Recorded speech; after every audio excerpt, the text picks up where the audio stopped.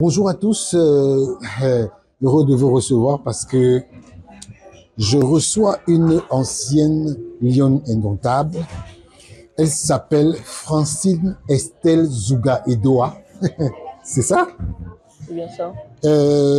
On l'appelle communément Francine Zouga parce que c'est son nom qu'elle a eu toujours sur son maillot et que les commentateurs de match le disait Francine Zouga. Francine Zouga, elle évoluait au milieu de terrain dans l'équipe nationale du Cameroun. Elle a fait la Coupe du Monde de 2015. Elle a aussi participé à beaucoup de compétitions africaines. Bonjour Francine. Bonjour, monsieur. Ouais, comment tu vas? Mais dis-moi, comment tu arrives au football? Déjà, je vais bien. Mhm. Je porte parfaitement bien. Mon histoire est assez longue. Mhm. Parce que Ouais, mais on est là pour ça parce que on se dit comment une jeune fille comme ça peut arriver, comment elle arrive au foot? mais déjà, le football dans la famille, je dirais, c'est un peu inné. Ou Mhm. alors c'est inné. Ouais. Parce que j'ai des oncles qui Mhm. ont joué au foot. Ouais. J'ai un coach que tout le Cameroun connaît. Oui. Comment il C'est s'appelle? le coach Inke, je lui dis Mhm. bonsoir en passant. Ouais. Et puis bien d'autres qui n'ont pas Mhm. eu la chance d'évoluer au niveau. Mhm. Donc, Ça, c'était en quelle année ça? 2003, 2004 de. que tu commences le foot? Ah non, je dirais depuis mes 7 ans, Oui. avec des petits garçons Mhm. à Douala, parce que bon, voilà, j'ai Mhm. grandi pratiquement à Douala, Ouais, même oui. si je connais les deux villes, les deux grandes Les deux grandes villes métropoles. du Cameroun. Mhm. Donc j'ai grandi à Douala. Ouais. Et dans les rues, je commençais dans les rues de Douala. Mhm. Et je dirais, j'ai eu un coach à Tangana, Mhm. Grégoire, que je vais Salut aussi. communément appeler Atango, Mhm.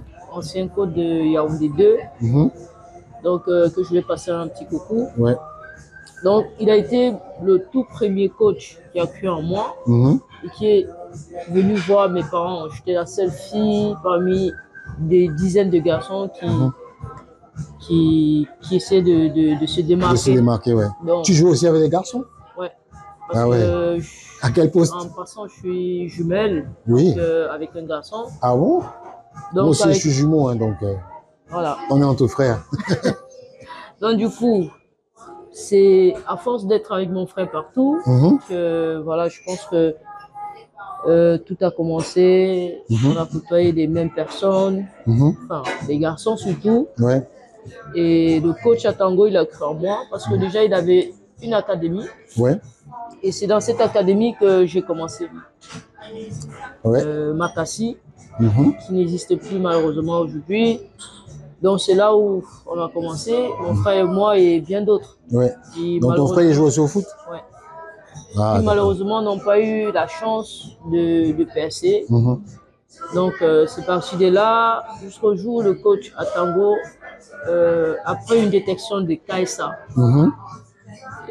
qui m'ont choisi malheureusement parce que à la maison c'était plus les coupes cheveux Le show, courts, oui, oui. parce que c'était plus le C'est système le système anglophone. anglophone, ouais. Voilà.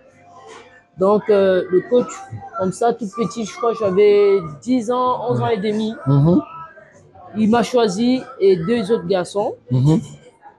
Et à la C'est- fin, le coach à Tango lui dit, mais non, tu peux pas parce qu'elle est une fille Mhm. et tout. Ouais. Il était surpris, le détecteur de KSA. Ouais. Il était surpris, vraiment déçu à la Déçu fin. à la fin, ouais. En fait. D'avoir une joueuse. Voilà. Ouais. Et à l'époque, j'évoluais sur le côté. Mhm. J'évoluais sur le Latéral côté. Non, ou sur le ailier. côté ailier. Mhm. Donc, il a été vraiment très, très déçu. Mhm. Au point, il ne m'a pas remplacé. Mhm. Il m'a pas remplacé. Ouais. Et à partir de là, le coach à Tango, il a décidé de venir voir mes parents parce que les parents, ils ne savaient pas que Que tu allais jouer au foot. le football féminin, en fait, Pouvait. était déjà un peu connu du côté de Yaoundé. Mhm. Donc, le coach à Tango, il est venu voir mes parents. Les parents ont dit pourquoi pas. Et c'est comme ça, ma maman, elle se rappelle que, tiens, j'ai mon cousin, mon frère, qui entraîne. Il entraînait à l'époque le canon. Parce qu'une année avant, il avait entraîné des filles. Et l'année en question, je crois que c'était 99, Ouais. 2000. Et là, bim, on arrive à Yaoundé, c'est mon oncle qui me présente au code BIC, Oui. BIC 2. C'est lui qui était code féminin du canon des filles. Donc du coup, c'est comme ça que c'est parti. La première fois, en fait, j'étais un peu égaré. Que tu joues un championnat. Voilà, que je me retrouve au milieu des filles à 11 ans. Ouais. Mais qu'est-ce que je fais là? Et honnêtement, il y avait des filles comme Jolet, comme Bella Françoise, qui étaient... Bella Françoise, c'est la capitaine de l'équipe nationale à l'époque. L'ancienne, ouais. Et puis, il y avait en attaque, il y avait Anunga, Abbé, Nama. Je me dis, mais est-ce que... Qu'est-ce que je fais là? Comment ça se fait que les filles jouent aussi bien? Qu'est-ce que je fais là, en fait? Donc, jusqu'au jour, quand je suis arrivé, finale de la Coupe du Cameroun, j'ai joué cette finale. Enfant d'Ena, et là, bim, je marque le but contre l'Orema. L'Orema, ouais. L'Orema, c'était je me rappelle plus bien du président personnel, il est décédé. Et là, c'est comme ça que c'était parti. J'étais parti quelques années après, j'étais déjà présélectionné. Donc c'est allé parce qu'il n'y avait pas encore, il y avait pas encore les catégories. Oui, j'ai vu dans ton parcours que tu as fait Louvre-Minprof. Oui. Tu as fait Louvre-Minprof. Donc c'est après Canon que tu as fait Louvre-Minprof. C'est bien après Canon que je fais Louvre-Minprof. Mais justement, quand on voit un peu ton parcours dans le championnat camerounais, on sait que vous êtes comme des pionnières, parce que à l'époque, ce n'était pas encore le foot d'aujourd'hui qu'on voit. Et quelle est ton appréhension entre le foot du championnat d'aujourd'hui et le championnat d'avant? C'est plus structuré aujourd'hui qu'avant ou bien c'est... Honnêtement, je veux pas entrer dans ce genre de comparaison, mais je pense que on a perdu beaucoup de choses. Et on a pris beaucoup de retard.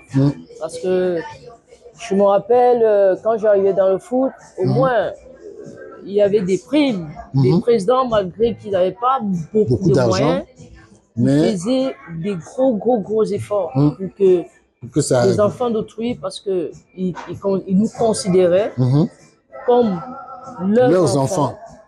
Et ils se mettaient à la place des parents, de nos parents. C'est-à-dire qu'ils faisaient des efforts pour que chaque enfant, chaque fin de séance, puisse avoir sa prime d'entraînement. Moi, par exemple, j'avais 1500. À l'époque, 1500, c'était beaucoup. Hein. Donc, moi, j'étais toute naïve. 1500, je prenais le taxi. Quand j'arrivais à la maison, j'invitais les copains, et puis je mettais à côté 500 francs pour la séance d'entraînement du lendemain ou de mercredi. Parce qu'on s'entraînait, je me rappelle, 4 fois par semaine. Et le week-end, il y avait match. Et aujourd'hui, je pense qu'on a pris beaucoup de retard, parce que si on était allé dans cet élan, honnêtement, aujourd'hui, le Cameroun... Et tu penses que le fait que les filles aient des salaires conséquents, ça ne comble pas le manque? Parce qu'aujourd'hui, elles sont quand même payées à 50 000 francs tous les mois et le salaire passe. Excusez-moi, monsieur Ngara, je pense qu'avant d'en arriver au salaire, il y a beaucoup de choses à faire. Il y a beaucoup de choses à faire. Il y a des infrastructures. Il y a beaucoup de choses qui manquent. Il y a une base. À toute chose, il y a une base. Faut pas sauter des étapes. C'est bien beau aujourd'hui, les filles, elles ont les salaires. Entre guillemets. Parce que je ne sais pas si ces salaires-là sont récurrents. Ou alors c'est en dents de scie. Moi, je ne sais pas. Parce que honnêtement, je ne suis plus l'actualité du foot camerounais.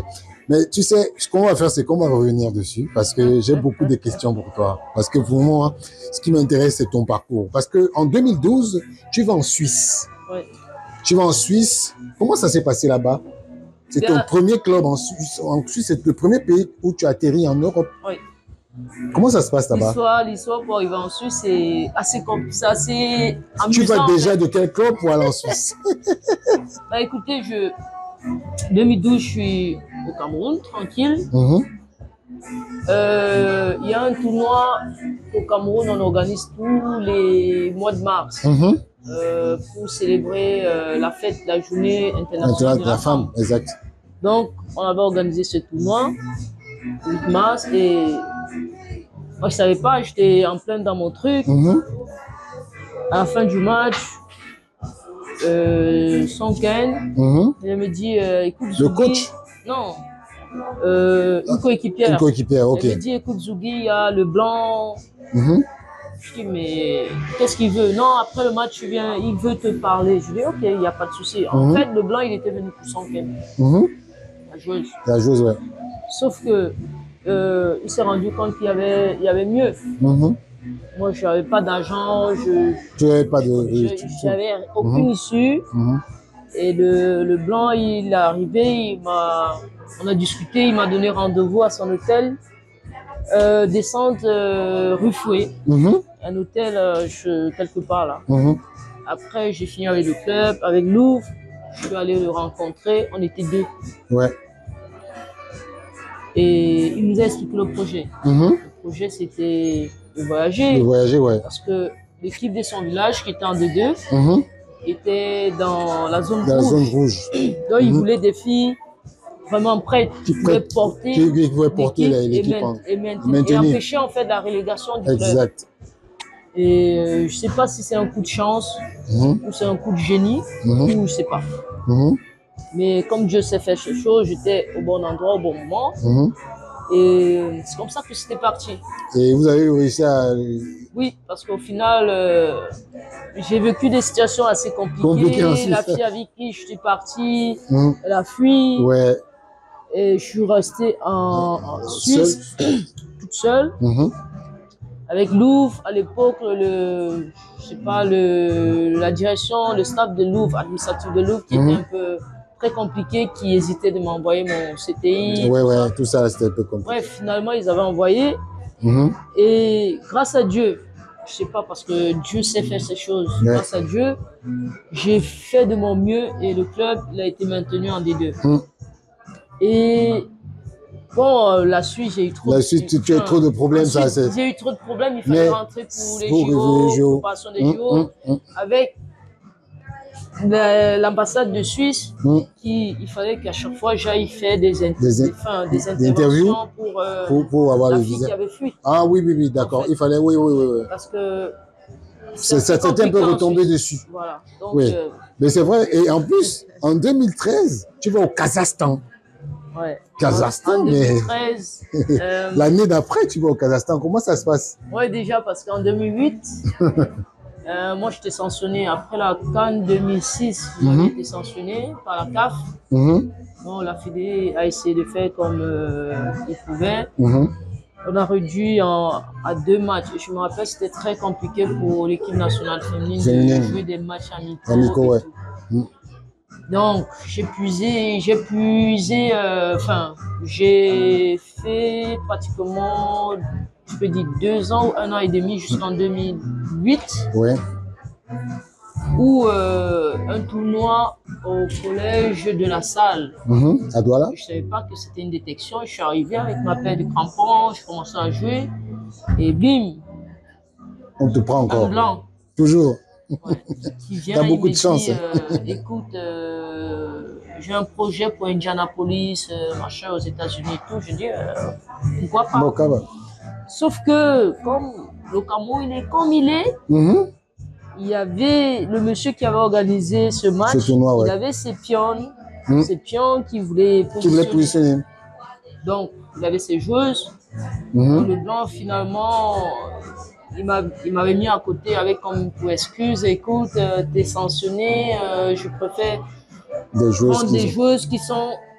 En fait, j'irai en Guinée équatoriale parce que cette année-là, la CAN, c'était en Guinée équatoriale. Exact. Donc, je préfère aller en Guinée, essayer de regarder s'il y a deux qui me tapent à l'œil pour que... C'est comme ça que je suis passé à côté de ce projet-là. Mais en 2013, le même manager est revenu à la charge. À la charge.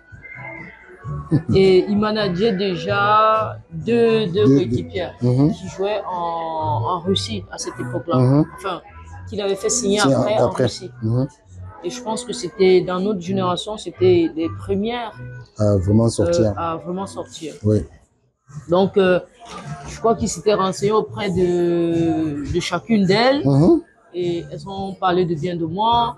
Et là, il est revenu. Il m'a dit, écoute, tu viens du Cameroun, un championnat pas très connu, relevé et tout. Du coup, qu'est-ce qu'on va faire? Je vais t'envoyer au Kazakhstan. Pour essayer de voir ce que tu peux faire là-bas. C'est comme ça que je suis allé au Kazakhstan. C'est comme ça que je me suis retrouvé au Kazakhstan. Et, voilà. Et justement, mais parce que moi, ton histoire, elle était vraiment, on va pas dire rocambolesque, mais c'est une belle histoire parce que j'ai vu sur ton parcours qu'en 2014, tu viens en France, à Montpellier. Comment le fait que tu partes au Kazakhstan et après tu viens en France, à Montpellier? Donc, je suis allé au Kazakhstan. Comme vous savez, le Kazakhstan, c'est je dirais, c'est un pays assez compliqué. Compliqué, ben oui. Pas humainement, je dirais pas, mais plus géographiquement. Géographiquement, la température, l'adaptation, il fait très froid. Mais bon, après, je me suis adapté, sauf que je suis quelqu'un qui ne supporte pas trop les températures extrêmes. Les zones, ouais. Donc, j'ai dit, écoutez, je préfère faire une saison, parce que j'avais fait une saison pleine. Ouais. Et après la Champions League, je me rappelle, on avait joué la Champions League contre Arsenal. Donc après ça, je suis rentré au Cameroun. Parce que Arsenal aussi, ils étaient là, ils voulaient, mais sauf que c'était un peu travail en Angleterre, c'est assez compliqué. Oui. C'est pour ça que je suis passé à côté de ce truc aussi, et je suis rentré au Cameroun. Ouais. Et donc, quand tu parles je rentre au Cameroun, mais tu reviens en France. Comment tu reviens en France? Oui, parce que 2013, je signe un contrat de représentation avec ce manager qui m'envoie au Kazakhstan. Donc, pour moi, le Kazakhstan, c'était un test. Pour voir un peu ce que tu es capable. Tu pouvais tenir. Voilà. Et pour lui, je pense que j'avais été convaincu. Et en plus, je ne sais pas à quel moment il avait été en contact avec Montpellier, mais Montpellier me suivait parce qu'après les JO, le coach, il avait mes vidéos, les trucs et tout. Donc, ça prouve quand même que quelque part, il y avait un suivi sur la personne, la joueuse que j'étais. Exact. En fait. Donc, je suis parti du Cameroun. 2014, je crois, au mois de juillet, je suis arrivé en France. Après le décès de mon père, ah ouais. Je suis arrivé en France. C'était assez compliqué parce que ça faisait même pas une semaine que j'avais enterré mon père. Wow. Et je me rappelle que j'étais abasourdi. Voilà, j'étais abattu. Vraiment abattu. Oui. Parce que les gens qui me connaissaient, s'ils me voyaient jouer au séance d'entraînement, c'était pas toi. J'étais complètement perdu, mais pas à force du ciel. On est arrivé au tournoi à Valence, tournoi de pré-saison. Et là, aussi, il faut dire que j'avais commencé en fait une veillée, parce que moi je suis chrétienne. J'avais commencé une veine qui finissait exactement à 12. Enfin, j'avais cassé le 12 heures du jour où le tournoi commençait. Donc, je pense que cette veillée-là m'avait permis de faire mon deuil en fait. Exactement. De faire mon deuil, j'avais fait mon deuil. Et lors de ce tournoi, je n'ai plus frappé aux yeux. Et là, il faut dire que j'avais juste le pré-contrat avec Montpellier. Jusqu'au tournoi, j'avais que le pré-contrat. Donc, il y avait des clubs comme Barcelone, comme Valence, comme Villarreal, au bout d'un moment, qui avaient besoin de moi. Est-ce que vous voulez prendre quelque chose? Oui. Et moi, j'ai un coca. Coca? Ouais. Ok.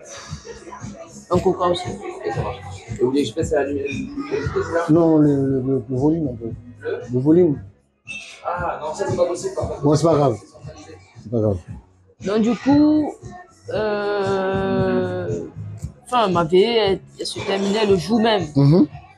Donc, et j'avais que le pré-contrat. Ouais.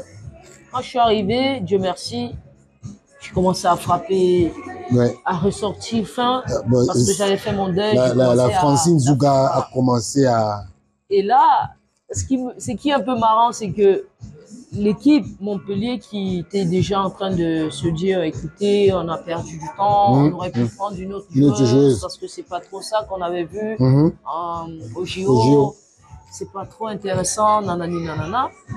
Et bim, parce que je suis sortie meilleure joueuse du tournoi.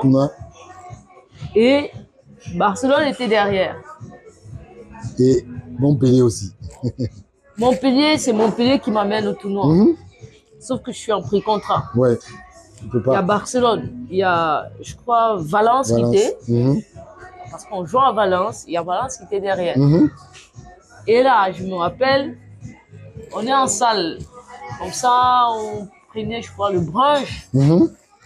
Et là, le coach, il m'appelle. Il me dit, écoute, Francine, tout à l'heure, on va faire, il faut qu'on discute. On aura une séance de réunion et tout. Je savais pas comment mon manager, il était là. Ouais. Et là, après le brunch, on est allé dans la salle de réunion. Et là, ils ont sorti toute la paperasse. Ils m'ont fait signer mon contrat. Ils m'ont fait signer mon contrat. C'est comme ça que je me retrouve à Montpellier. Et tu fais combien de temps à Montpellier? J'ai fait une saison. Sauf que ça s'était pas vraiment passé comme je voulais. Dans la mesure où, à Montpellier, j'étais en concurrence avec des joueuses françaises. Merci. Merci. J'étais en concurrence avec des joueuses françaises qui préparaient la Coupe du Monde. Comme moi. Oui, 2015 là. Et pour jouer en équipe de France, il fallait un certain nombre de temps de jeu. Pour prétendre être sélectionné. Et moi aussi, je suis à côté. Il me faut un nombre de temps de jeu. Oui, pour aller à la Coupe du Monde. Pour aller à la Coupe du Monde. Donc, je me dis, écoute, Francine, soit tu joues les mégots de match, soit tu t'imposes, tu demandes à être prêté, soit tu vas rester là et à la Coupe du Monde, tu auras fait tes yeux pour pleurer, exactement. Et là, je commence à écrire mon manager, je lui ai dit, écoute, la situation, ça ne m'intéresse pas. Parce que voilà. Et là, il m'a dit non, non, il t'a dit il faut que tu restes. Il faut que je reste parce que non, tu voulais l'Europe et tout. Et là, ça m'a... Ouais. J'ai dit, écoute, qu'ils me mettent en prêt, même en D2, il n'y a pas de souci. Tu as envie de jouer? J'ai envie de jouer. Il m'a dit non, c'est pas possible parce qu'il y avait déjà une Écossaise qui avait déjà mis la pression. Qui partait et tout. Non, pas une deuxième et tout, nanana et tout. J'ai dit ok. Et là, j'étais allé voir le directeur administratif. Avec lui, j'ai fait un peu le bras de fer parce que je me rappelle le match de coupe. Je devais jouer ce match. Je lui ai dit je joue pas. Soit je pars, soit je resterai là, je viendrai aux entraînements, mais je ne vais pas jouer des matchs et tout. Et là, il a compris que c'était mort. C'est comme ça que la Suisse... C'est pour ça que justement, en 2015, tu repars à Genève. Je repars en Suisse. C'est incroyable. Mais tu es une grosse trotteur. Hein, et quand tu repars à Genève, là, c'est en 2015, et tu as le temps de jeu que tu souhaites? Oui, je repars en Suisse, j'ai le temps de jeu. Et... Parce qu'en fait, j'avais déjà un retard. Dans la mesure où je ne jouais pas le temps de jeu que tu voulais, ouais. Montpellier. Et mon manager, c'est celui qui m'avait pris. Oui, qui t'avait pris au Cameroun en 2012. Oui. Voilà. Donc, avec l'autre de Montpellier, il me dit, si tu bouges, toi et moi, ça s'arrête. Ça s'arrête, tu peux m'oublier. J'ai dit, ok, il n'y a pas de souci. Ah ouais? Ouais. Ça alors. Okay, y a pas de souci. Donc, quand tu repars à Genève, qui s'occupe de toi? C'est un autre agent? C'est celui de 2012. Ah, d'accord. Mais justement, parce qu'à l'époque, en sélection, le milieu de terrain était un milieu très corsé. Hein? Voilà. Et la concurrence était rude. Mais justement, venons à l'épisode de l'équipe nationale. Dis-moi, en quelle année tu commences véritablement? Dans l'équipe nationale du Cameroun. 2004. 2004. 2004, oui. J'ai joué les éliminatoires. Oui. Des jeux éliminatoires de la Coupe d'Afrique. Coupe d'Afrique. Oui. Je crois que c'était en Éthiopie. Je joue les éliminatoires en aller-retour, mais au Cameroun, j'étais sur la touche. Donc, Guinée, elle avait joué ce match. À l'extérieur, j'ai voyagé. Et voilà. Et j'ai joué le retour. Ouais. Enfin, j'ai joué titulaire le retour. Le retour. Et après, la CAN, la liste finale, enfin, les excuses, c'était trop jeune. T'es trop jeune, ouais. Machin, mais oui, c'était à l'époque de Bella, justement, la capitaine. Voilà, Bella, en 2004, à Nantes, Jolet, Anunga. Ouais, ouais. Tu étais encore jeune. Voilà, Bebeto, le Congo. C'est la génération que tu as trouvée. Oui. C'est la génération que j'ai trouvée. Enfin, je suis la. Tu es une génération intermédiaire. Intermédiaire. Oui. Tu es une génération intermédiaire entre l'ancienne génération et la nouvelle génération qui a commencé avec les Aboudi. Tout à fait. Non, non, Aboudi même, elle était dans cette génération-là parce que 2004, elle joue le match en Éthiopie au Cameroun. Moi, je suis sur la touche. La touche, ouais. Retour, je joue. Elle n'est pas dans la liste, je joue au retour. Oui. À l'extérieur. On gagne, on se qualifie. On va à la CAN Wari 2006. 6, oui. Non, on va en Afrique du Sud CAN 2004. On me laisse parce que. On dit que tu es trop jeune. Je suis jeune. Oh, je reste tranquille. Et moi, à l'époque, honnêtement, ça ne me disait rien du tout. Je n'avais pas. C'était OK, j'ai fait mon temps. Tu fais ton temps et puis. C'était fair play, quoi. On finit cet épisode et 2006, je joue les éliminatoires en aller-retour. Oui. Congo-Brazza en aller-retour. Oui. Non, 2004, c'était Congo-Brazza en aller-retour. 2006, Éthiopie. Oui. Je joue. Et là, je participe à la première CAN. Oui. À la première CAN, oui, à Coupe d'Afrique des Nations. Voilà. Vous arrivez en finale cette année-là? Non, on joue le match de la troisième place. Oui, je me souviens, parce que l'année, la CAN 2008, c'est là que vous arrivez en finale avec le Nigeria. Tout à fait. Voilà. Mais dis-moi, parce que je te laisse d'abord boire ton petit jus, et dis-moi, en 2008, vous jouez la finale avec le Nigeria. Avec tout. En 2008, je suis pas de cette expédition. Tu n'es pas de cette expédition, non. Mais justement. Parce que je prends la suspension à la CAN 2006 contre le Nigeria en demi-finale. Oui. La CAF me donne, je crois, 4 matchs. Avec $5 000, $10 000 Oui. À cette époque-là, il n'y avait pas aussi trop de matchs. Hein, voilà. Donc, du coup, la fédération essaye de gérer. On réduit à 2 matchs. Ça fait que 2008, c'était la CAN, le dernier match, en fait. Ça exact. Tombe, voilà.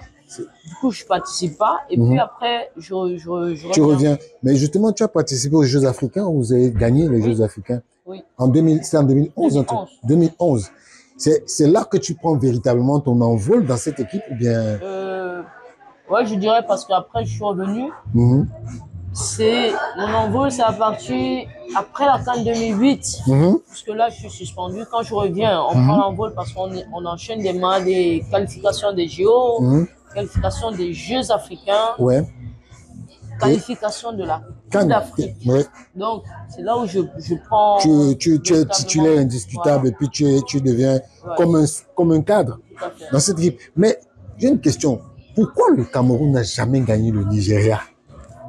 Si, on a gagné le Nigeria. Oui, mais pas en finale de Coupe d'Afrique. Parce qu'on sait que le Cameroun, dans les finales, ils ont toujours perdu contre le Nigeria. Même la dernière finale en 2014. Est-ce que tu peux nous raconter comment ça s'est passé? Parce que cette CAN au Cameroun... 2018. Non, 2016. Pas 2016. Cette fameuse finale où tout le Cameroun vous attendait. Je ne peux pas parler de parce que je n'étais pas là. Oui, mais justement, mais même si tu n'étais pas là, tu étais quand même... Non, mais je peux pas parler parce que je n'étais pas là. Je ne sais pas exactement quel était l'état d'esprit des filles, du staff, du groupe, l'ambiance qui régnait autour de cette équipe. Et tout. Je ne sais pas. Moi, j'étais en France, j'étais en club, moi. Tu étais en club, mais justement, mais de toi à moi, puisque tu as déjà joué le Nigeria. Oui. Mais c'est ça que je te pose la question de savoir, mais qu'est-ce qui ne marche pas? Parce que en tant qu'ancienne, tu peux quand même tu as déjà joué le Nigeria. C'est pas comme si tu n'avais jamais joué le Nigeria. Tu dois savoir. Non, mais le Nigeria, d'ailleurs, c'est l'une des équipes que j'aime. J'ai toujours aimé affronter. Parce que pour moi, c'est plus tu es coriace, plus j'aime ça. Plus tu es forte, plus tu aimes les difficultés. Voilà. Bon, on va passer. Bon, raconte-nous un peu comment s'est passée la Coupe du Monde 2015, où vous êtes toutes rentrées dans l'histoire. Parce que, quoi qu'on dise, vous êtes la première équipe africaine à avoir atteint les quarts de finale d'une Coupe du Monde féminine. Dis-moi comment ça s'est passé, quelle était l'ambiance, Ben déjà, en fait, ce que vous devez savoir, c'est que c'était beaucoup plus la décision des filles, des actrices. Parce qu'on en avait un peu marre du fait que depuis des années ou des siècles, le Nigeria qui nous marchait dessus. Donc, notre histoire a commencé à s'écrire, ou alors on a commencé à écrire notre histoire à partir du moment où on élimine le Nigeria au Cameroun. Après avoir perdu à Lagos 2-1. Et je me rappelle comme si c'était hier, lorsque on était 6 ou 5, on fait une petite assise dans une chambre. Je crois que c'était la chambre d'Ongéné. On s'est dit, écoutez les filles, cette fois, c'est pas devant papa, maman, les amis, les enfants et tout ça. Il faut qu'on se batte. Cette fois-ci, il faut qu'on écrive le nom du Cameroun, du football féminin du Cameroun. Exact. Et Dieu. Et vous étiez combien dans la chambre? Toutes? Non, on était, je veux dire, un peu, s'il faut appeler ça comme ça, un peu le noyau dur. C'est-à-dire que Ongéné, la capitaine Mani, Nkanamuit, Gaël, moi et Djangé. Et bébé Béné, je crois. Elle était là, je crois. Donc, ce match-là, c'est comme ça que... Vous avez éclaboussé le Nigeria d'abord. Voilà. Enfin, on a donné le meilleur de nous. Enfin, je veux dire, c'est pas qu'on n'a jamais donné le meilleur de nous, mais on a multiplié les efforts.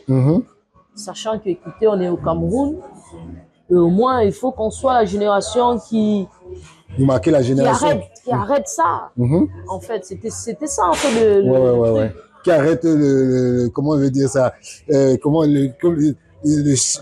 Nigeria était la bête noire. Voilà. Il fallait stopper l'hémorragie. Il fallait arrêter, il fallait stopper l'hémorragie, tout simplement. Donc, Dieu merci, nos prières ont été exaucées. On a commencé à écrire l'histoire. Bon, une fois la Coupe du Monde, c'était pareil. Parce que notre objectif, entre nous, on étudiait les adversaires. Surtout la Suisse, parce que je me rappelle, le gars jouait en Suède avec, je crois, la capitaine suédoise. Et moi, j'avais évolué en Suisse. Donc, eux, ils savaient comment je jouais. Donc, ils avaient étudié mon jeu. Et l'autre coéquipier qui nous donnait des infos de comment les contrer. La capitaine qui est milieu de terrain, comment elle joue, comment.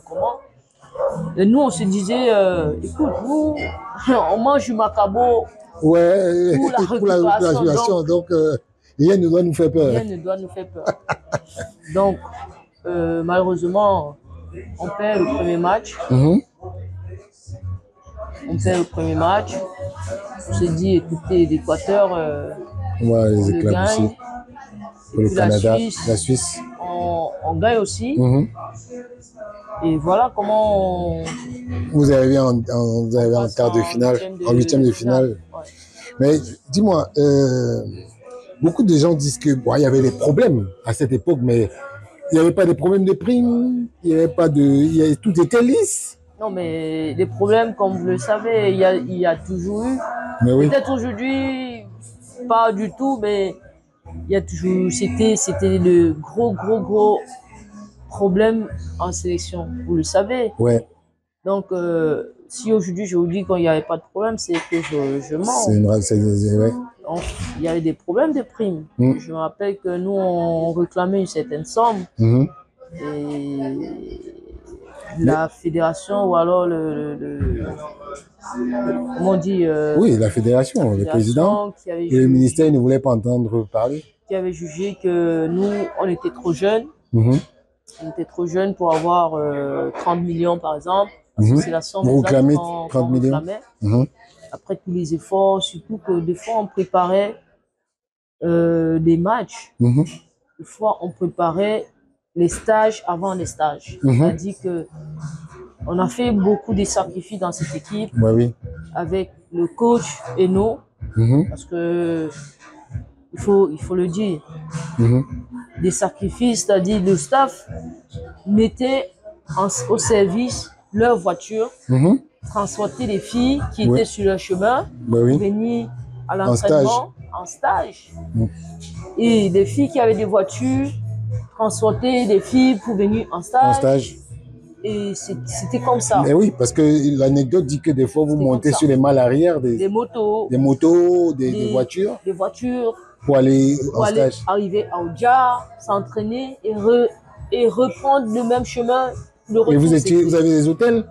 Vous étiez dans des hôtels où chacun était disparate? Quel hôtel? Je te dis qu'on faisait des stages avant des stages. C'est-à-dire que, comme la fédération ou alors l'État ne répondait pas tout de suite à la demande. Vous étiez un peu des laissés pour compte. Voilà. Du coup, le staff anticipait. C'était pas je peux dire, c'était dans l'inégalité, mais c'était avec le consentement des filles. Des filles. Parce qu'on savait pertinemment qu'est-ce qui nous attendait.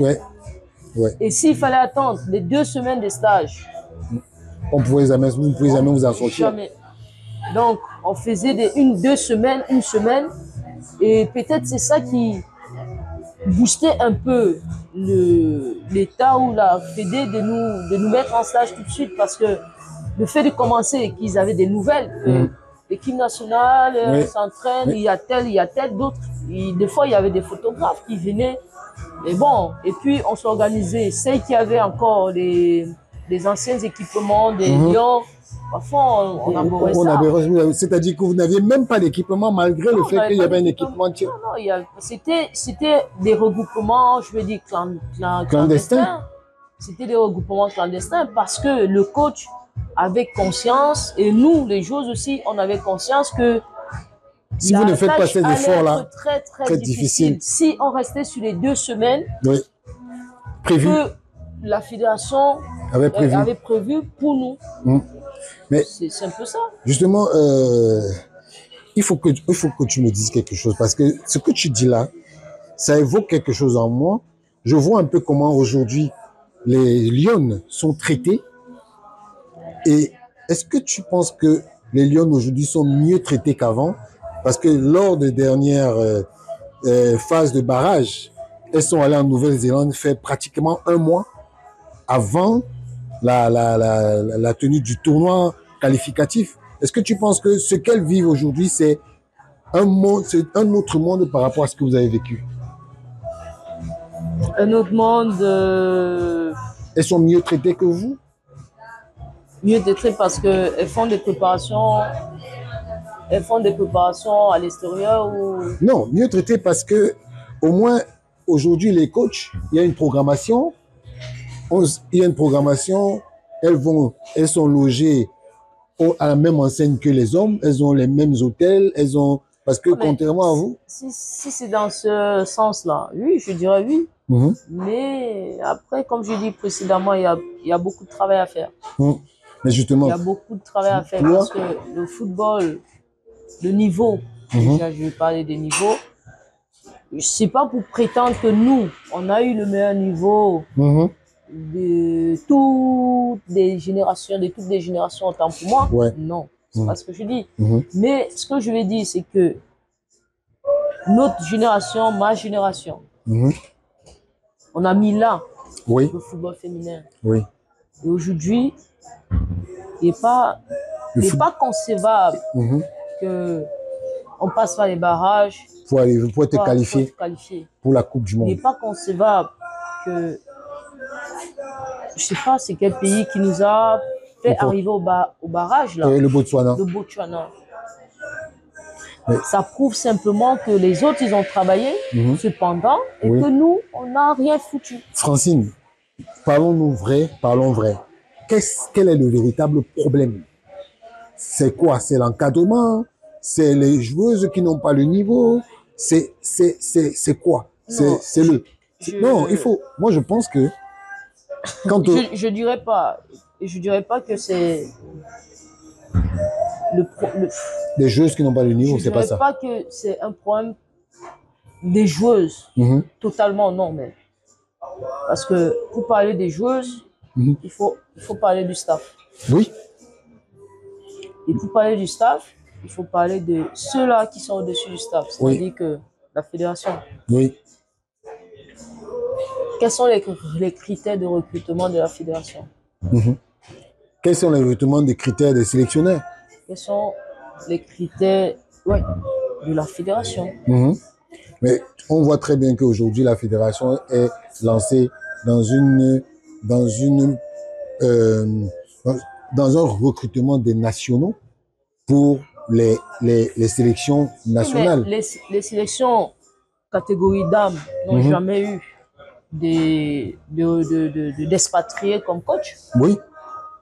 Mais ça a marché, ça marchait. Ça marchait. Parce que les coachs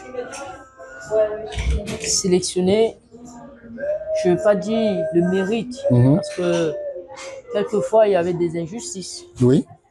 Parce que le mérite à 100%, ça n'existe pas. Donc, le coach avait quand même un 11. Un 11. Parce que quand je parle de ça, je peux te prendre un exemple. On est arrivé au Sénégal. Match Sénégal-Cameroun. On avait 11 en 30. Au banc de touche, il n'y avait pas une fille qui pouvait parler.